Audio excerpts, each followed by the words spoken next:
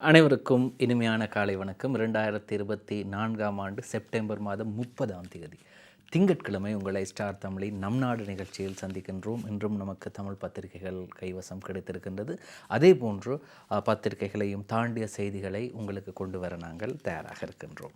சரி, இப்படி இருக்கும்போது முதலாவதாக இன்றைய வீரகேசரி பத்திரிகையின் பிரதான தலைப்புச் செய்தியை பார்க்கலாம்.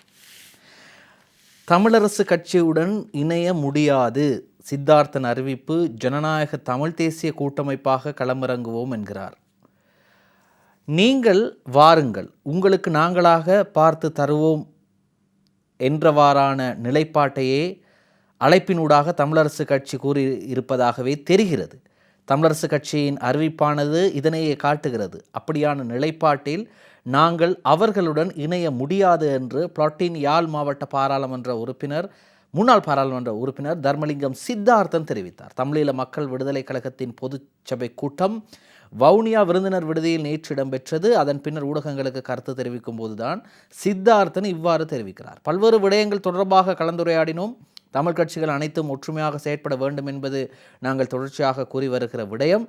ஒரு கட்சி மற்ற கட்சியின் மீது ஆதிக்கம் செலுத்துவதை விடுத்து உண்மையான கூட்டாக செயற்பட வேண்டும் என்றும் சித்தார்த்தன் தெரிவித்திருக்கிறார்.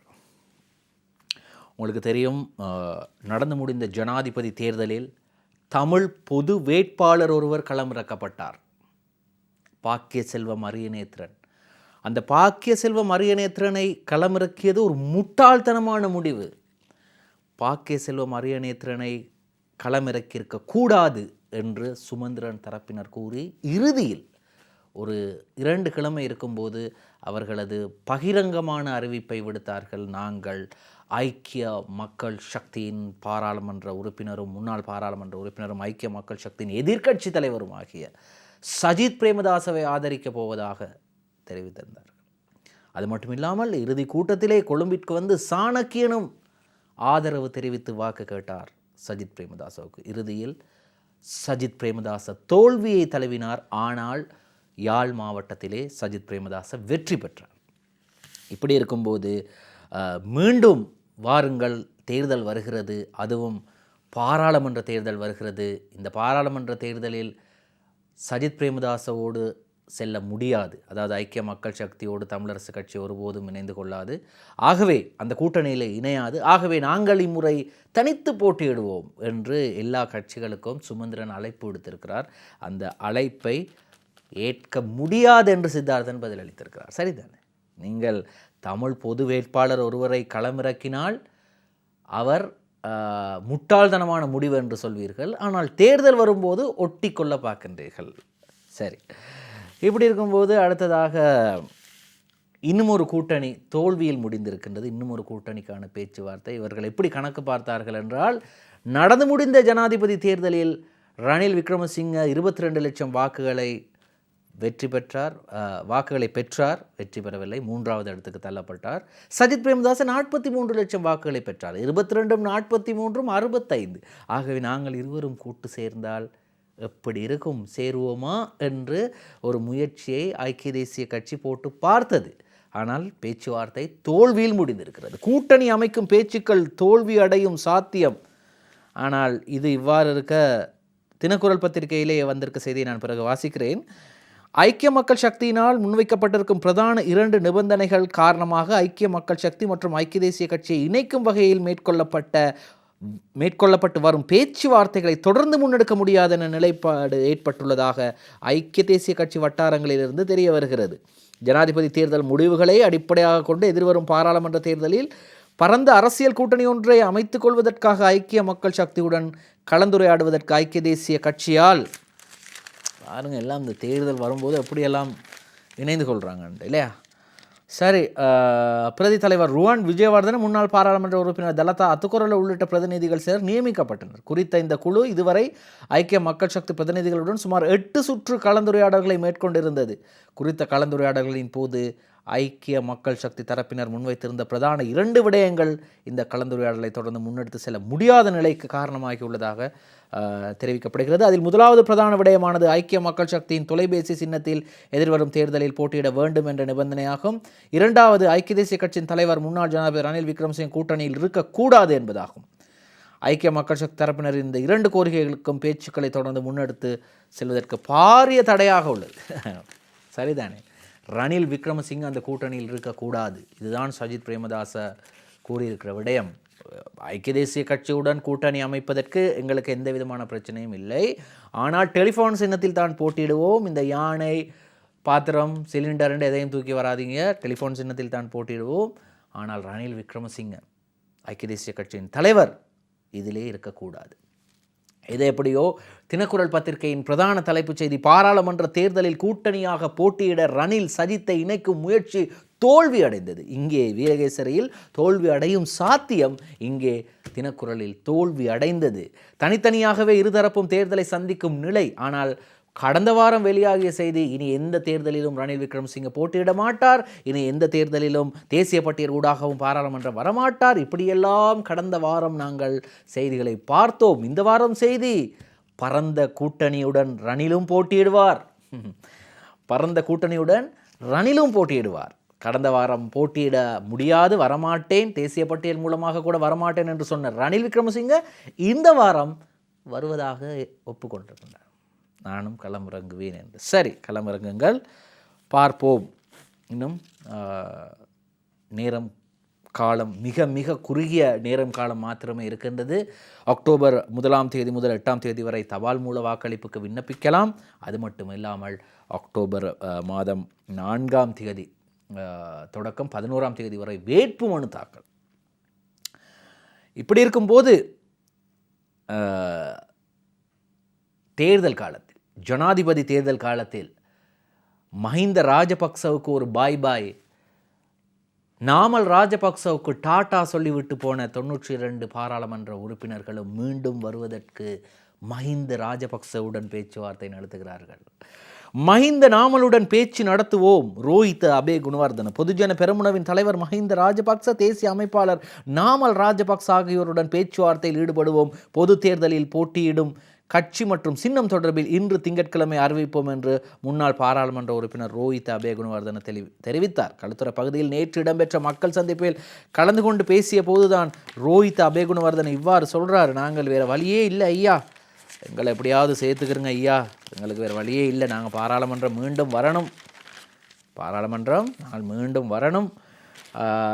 ஜனாதிபதி அனுரகுமார் திசாநாயக்காவுக்கு மக்கள் வழங்கியுள்ள ஆணையை மதிக்கிறோம். அரசாங்கத்தை நெருக்கடிக்குள்ளாக்கும் நோக்கம் எமக்கு கிடையாது. ஏனெனில் அரசாங்கம் நெருக்கடிக்குள்ளானால் மக்களும் நெருக்கடிக்குள்ளாவார்கள். ஆகவே மக்களுக்கு வழங்கிய வாக்குறுதிகளை நிறைவேற்ற வேண்டும் என்று ஜனாதிபதியிடம் வலியுறுத்துகின்றோம் என்று நாமல் ராஜபக்ச மற்றும் மஹிந்த ராஜபக்சவோடு பேச்சுவார்த்தை நடத்த தயாராகும் ரோஹித் அபே குணவர்தன தெரிவிக்கிறார்.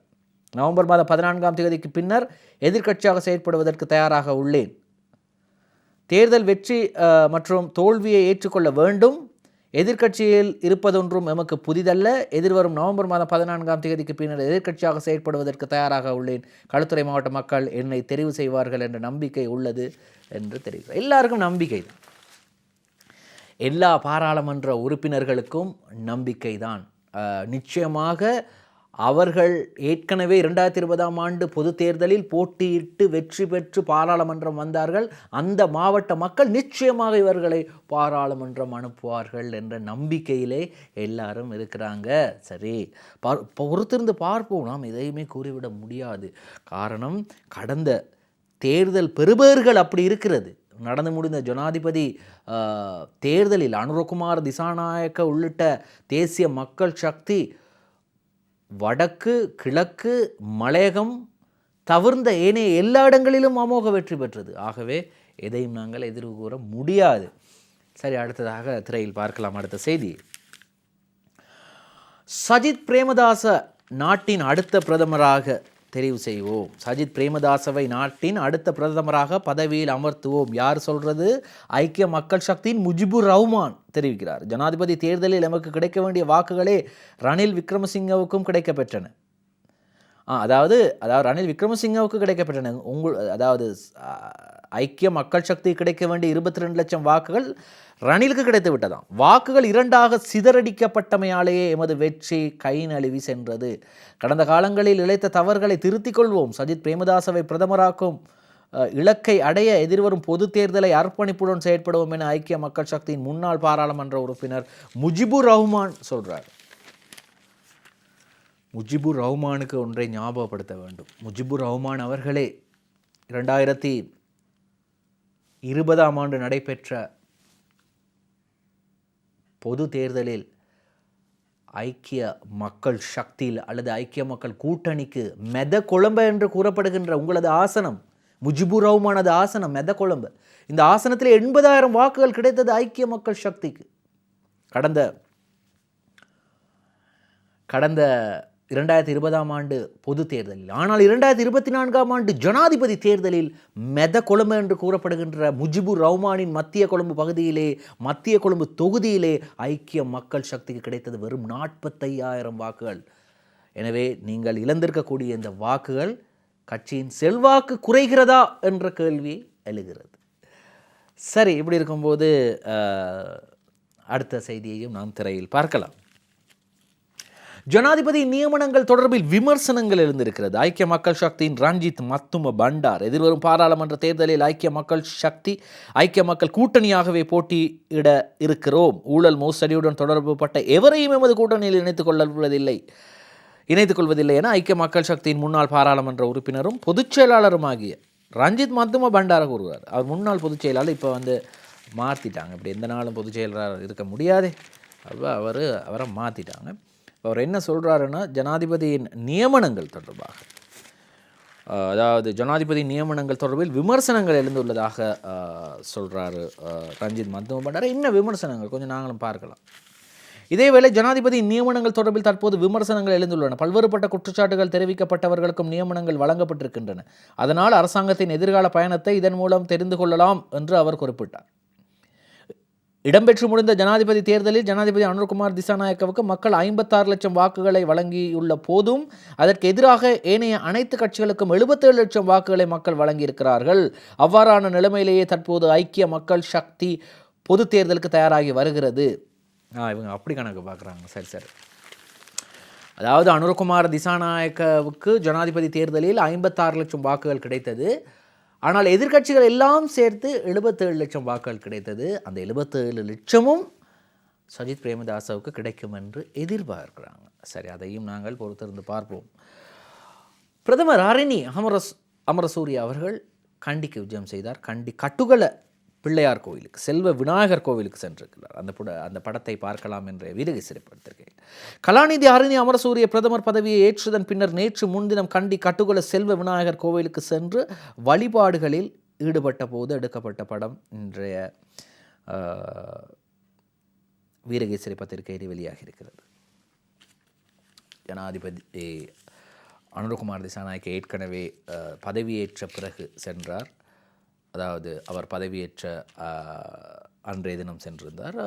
ஹரிணி அமரசூரிய பிரதமர் நேற்று முன்தினம் காண்டிக்கு சென்றபோது இந்த புகைப்படம் எடுக்கப்பட்டிருக்கிறது. சரி, ஆணையை தாருங்கள், நாட்டை கட்டியெழுப்பும் வேலை திட்டத்துக்கு ஐக்கிய மக்கள் சக்தி பக்க பலத்தை வழங்கும். எமது நாடும் இங்கு வாழும் 220 லட்சம் மக்களும் பல்வேறு சவால்களை எதிர்கொண்டுள்ளதால் ஐக்கிய மக்கள் சக்தியின் பயணம் நேர்மறையாகவும் முற்போக்கானதாகவும் இருக்கும். பார்க்கலாம் யார் சொல்லியிருக்குதுன்னு சொல்லி. நாசகார வேலைகள் மூலம் நாட்டை பலவீனப்படுத்துவதற்கோ அல்லது செயலிழக்க செய்து அரசியல் வெற்றியை பெறுவதற்கோ பொது தேர்தலில் நாம் மக்கள் ஆணையை கோரவில்லை. நாட்டை கட்டியெழுப்பும் திட்டத்துக்காக இவ்வாறு கொள்கைகளை உருவாக்கவும் மக்களுக்கான கடமைகளை நிறைவேற்றுவதற்குமே நாம் மக்கள் ஆணையை கோரி நிற்கின்றோம் என்று எதிர்க்கட்சி தலைவர் சஜித் பிரேமதாஸ் சொல்கிறார். அது மக்கள்கிட்ட கையில் இருக்கிறது, எங்கட கையில் ஒன்றும் இல்லை. மக்கள் உங்களுக்கு ஆணையை வழங்கினால் நீங்கள் ஆட்சி அமைக்கலாம். எதிர்வரும் பொது தேர்தல் நவம்பர் மாதம் 14ஆம் தேதி இடம்பெற இருக்கின்றது. எனவே மக்கள் ஆணையை நீங்கள் கேட்கின்றீர்கள். மக்கள் தந்தால் இந்த நாட்டை முன்னோக்கி கொண்டு செல்லலாம். சரி, 13,309 பரீட்சார்த்திகள் 9A சித்தி மாகாண மட்டத்தில் தெற்கு கிழக்கு மேல் சப்ரகம முன்னிலையில் நேற்று வெளியான சாதாரண தர பரீட்சை முடிவுகளின் பிரகாரம் 13,309 பரீட்சார்த்திகள் 9 பாடங்களிலும் சித்தி பெற்றுள்ளனர். 2.12% 9 பாடங்களிலும் சித்திகளை பெறவில்லை. முதல் 10 நிலை பெறுவற்றில் மாணவிகள் முன்னிலையில் உள்ளனர்.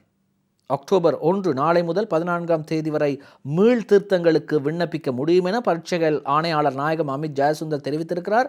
2023ஆம் ஆண்டுக்கான கல்வி பொதுத்தராதர சாதாரணதர பரீட்சையில் 2024 5-6ஆம் தேதி முதல் 15ஆம் தேதி வரை 3527 பரீட்சை மத்திய நிலையங்களில் இடம்பெற்றது.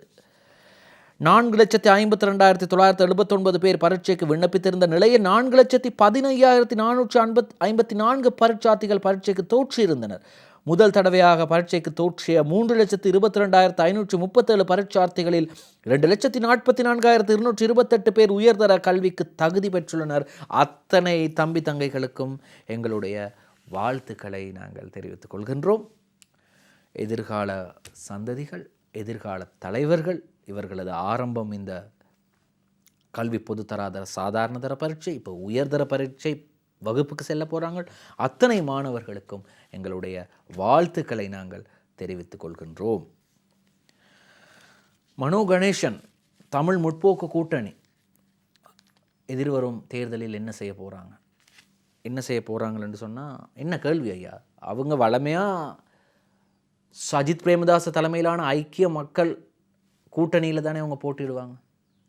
ஐக்கிய மக்கள் சக்தியில் அல்லது ஐக்கிய மக்கள் கூட்டணியின் ஒரு கட்சி தானே அல்லது ஒரு பிரிவு தானே தமிழ் முற்போக்கு கூட்டணி. பிறகு என்ன கேள்வி? இந்த கேள்விக்கான பதிலை ஒரு சிறு விளம்பர இடைவெளிக்கு பிறகு சொல்கின்றேன். செய்தி தொடர்கிறது. நம் நாடு பத்திரிகை செய்திகள். சரி, இப்படி இருக்கும்போது தனித்தா அல்லது இணைந்து தேர்தலில் களமிறங்குவதா பேச்சுவார்த்தையில் இடம்பெறுவதாக கூறுகிறார் மனோ கணேசன். எதிர்வரும் பாராளுமன்ற தேர்தலில் நாடளாவிய ரீதியில் தமிழ் முற்போக்கு கூட்டணி தனித்து போட்டியிடுவதா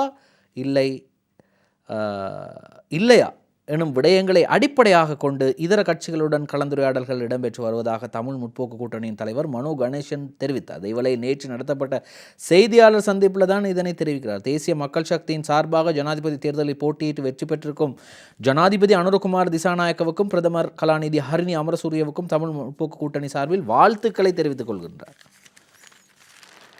அப்படியே அவர் சொல்கிறாரு,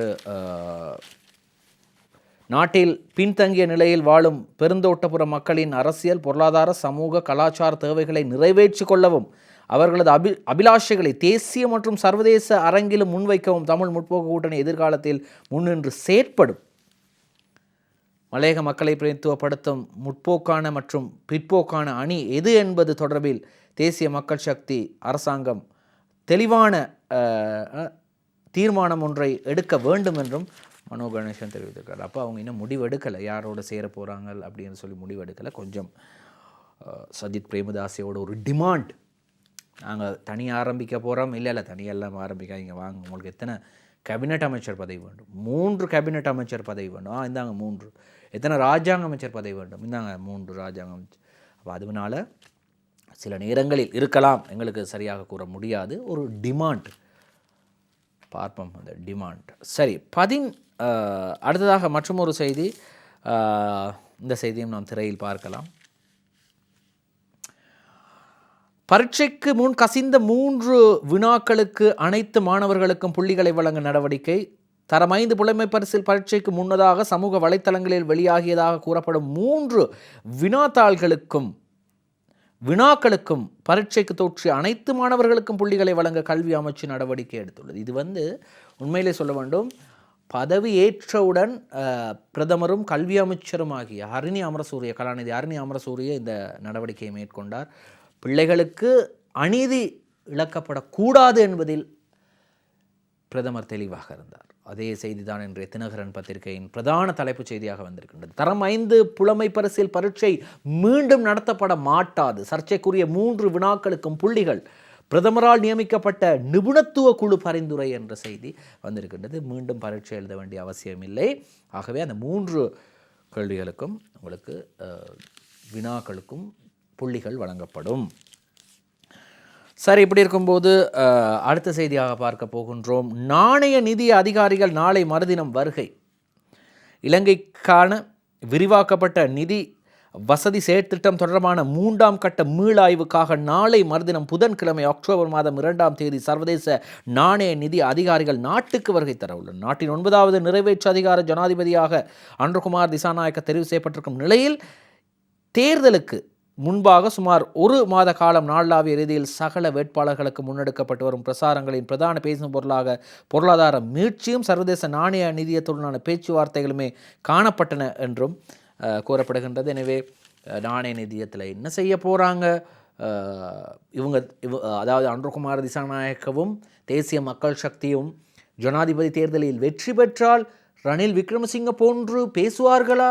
ரணில் விக்ரமசிங்க மட்டும்தான் ஆங்கிலம் பேச முடியும் இப்படியெல்லாம் சொன்னார்கள் தேர்தலுக்கு முன்னர். அது வேறு விதமாகவும் சொன்னார்கள். அதாவது ரணில் விக்ரமசிங்க ஜனாதிபதிக்கு மட்டும்தான் நெருக்கமாக செயற்பட முடியும் IMF-உடன், சர்வதேச நாணய நிதியத்துடன், வேறு யாருக்கும் எல்லாம் முடியாது என்றெல்லாம் சொன்னவர்கள் இன்று வாயடைத்து போயிருக்கிறார்கள். மக்களது தீர்ப்பு 56 லட்சம் மக்களது தீர்ப்பு அன்ருகுமார திசாநாயக்கவை வெற்றி பெற வைத்திருக்கிறது. எனவே அன்ருகுமார் திசாநாயக்கவை நம்பினார்கள். அவர் மீது வைத்துள்ள நம்பிக்கை இன்னும் அப்படியே இருக்கின்றது.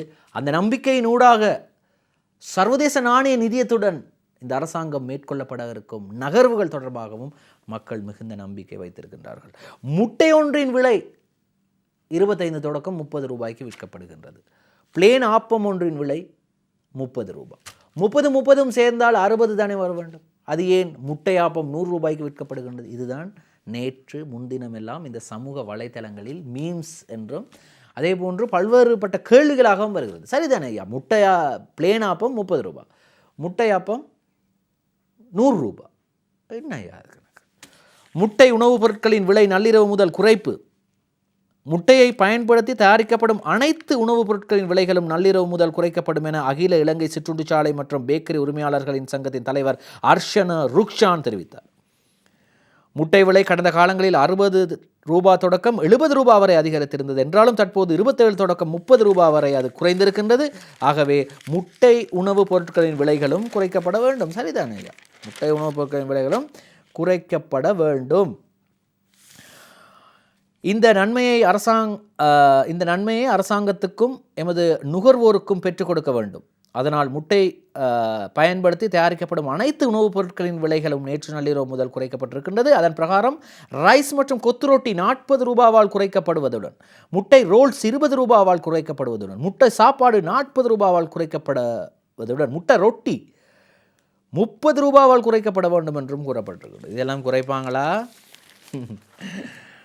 கடைகளில் போய் கேட்டால் தெரியும் குறைப்பாங்களா என்று சொல்லி. எனவே குறைப்பாங்களா என்பதை நாங்கள் பார்க்கலாம்.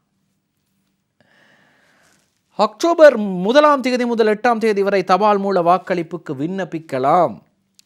பொது தேர்தலில் தபால் மூல வாக்களிப்புக்கு எதிர்பார்த்துள்ள அரச சேவையாளர்கள் அக்டோபர் 1ஆம் தேதி நாளை முதல் அக்டோபர் 8ஆம் தேதி வரை விண்ணப்பிக்க முடியும் என தேர்தல்கள் ஆணைக்குழு அறிவித்துள்ளது.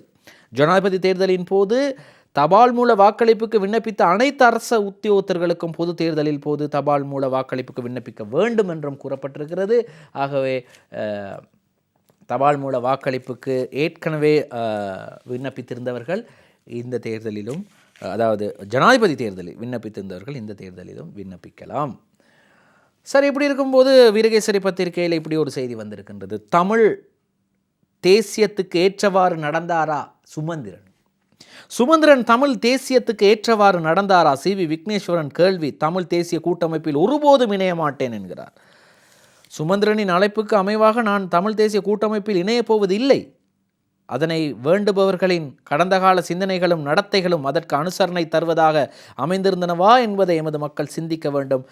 தாங்கள் தமிழ் தேசிய கூட்டமைப்பில் சேரும் வாய்ப்புகள் இல்லை என்றும், சுட்ட மண்ணும் சுடாத மண்ணும் என்றென்றும் ஒன்று சேராது என்றும் தமிழ் மக்கள் கூட்டணியின் முன்னாள் பாராளுமன்ற உறுப்பினர் CV விக்னேஸ்வரன் தெரிவிக்கிறார்.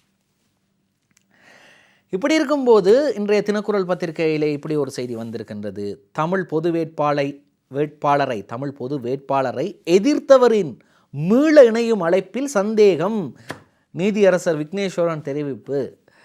ஐக்கிய தேசிய கட்சி ஐக்கிய மக்கள் சக்தி இணைப்பிற்கு தடையாக இருந்த நிபந்தனைகள். நான் தினக்குரல் பத்திரிகையில் முன்பக்கத்தில் வெளிவந்த செய்திகளை வாசித்து கொண்டிருக்கிறேன்.